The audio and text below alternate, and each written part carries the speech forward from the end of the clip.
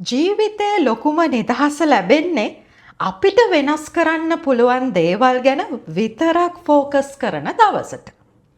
මේ ලෝකයේ දේවල් දෙකක් තියෙනවා. අපිට පාලනය කරන්න පුළුවන් දේවල් හා අපේ පාලනේ තොර දේවල්. අපි මුලින්ම බලමු අපි ඇත්තටම කන්ට්‍රෝල් කරන්න පුළුවන් දේවල් මොනවාද කියලා. අපේ සිතිවිලි, අපේ ඇටිටියුඩ් එක, අපි රියැක්ට් කරන විදිහ, බෑ කියන්න ඕන තැන බෑ කියන එක, අපේ කාලය වැය කරන විදිහ, අපි ආශ්‍රය කරන මිනිස්සු, අපේ වියදම සහ ඩිසිෂන්ස්. මේ හැමදේම කන්ට්‍රෝල් කරන්නේ අපිමයි.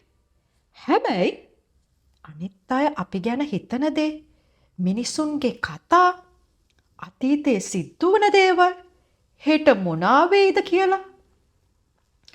ජීවිතේ හැම එක්ස්ටර්නල් සිටුේෂන් එකක්ම අපිට කන්ට්‍රෝල් කරන්න බෑ. ඉතින් ඔයාගේ මනසේ සාමය නැති කරගන්නේ ඔයාට වෙනස් කරන්න බැරි දේවල් ගැන හිතලා නම් අද ඉඳන් ටිකක් වෙනස් වෙන්න.